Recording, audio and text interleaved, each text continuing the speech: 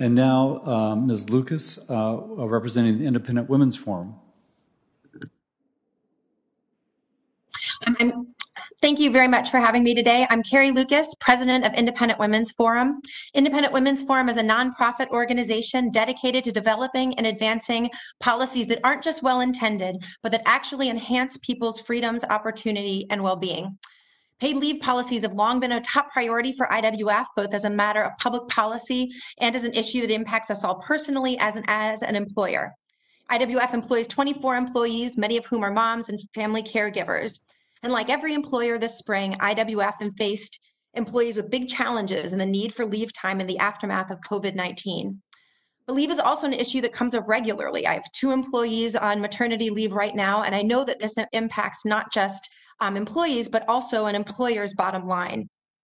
Americans overwhelmingly agree that it is important for workers to be able to stay home when they're sick and need to care for loved ones. And the pandemic reminded us that we're tied together. Decisions made about whether to stay home don't just impact individual families and businesses, but have implications for communities and our healthcare system. Yet the coronavirus also showed us that we need workplaces that are flexible and innovative. Policies and benefits that are needed for some workers aren't necessary or appropriate for others. Sweeping government policies that dictate precise employee benefits can discourage the development of win-win relationships between employers and employees and ultimately leave workers worse off.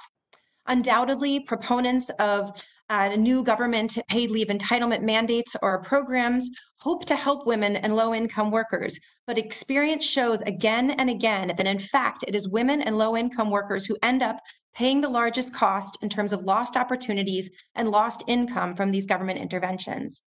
That's why as we look forward, the top priorities should be, number 1, to create an environment and economy that gives people the opportunity to find work that meet their unique needs. It hasn't really been mentioned, but there are millions of people who lost their jobs in the wake of COVID-19, and for them, getting employment is just as important as having paid time off. We need to encourage employers to provide paid leave benefits voluntarily.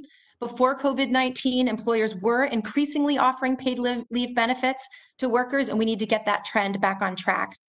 We need to focus government support on those who need it most, especially low-income workers who are least likely to have employer-based paid leave benefits. And we need to make it easier for employers to prepare for time away from work by facilitating savings and allowing people to bank comp time. And then we should develop new options, such as allowing people to front-load tax credits or access a share of future retirement benefits when they need to take time off from work.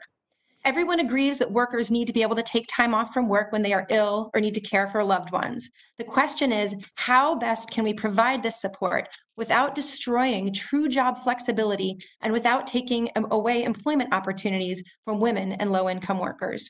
We can find solutions by keeping these principles in mind. Thank you again for including me today. Thank you.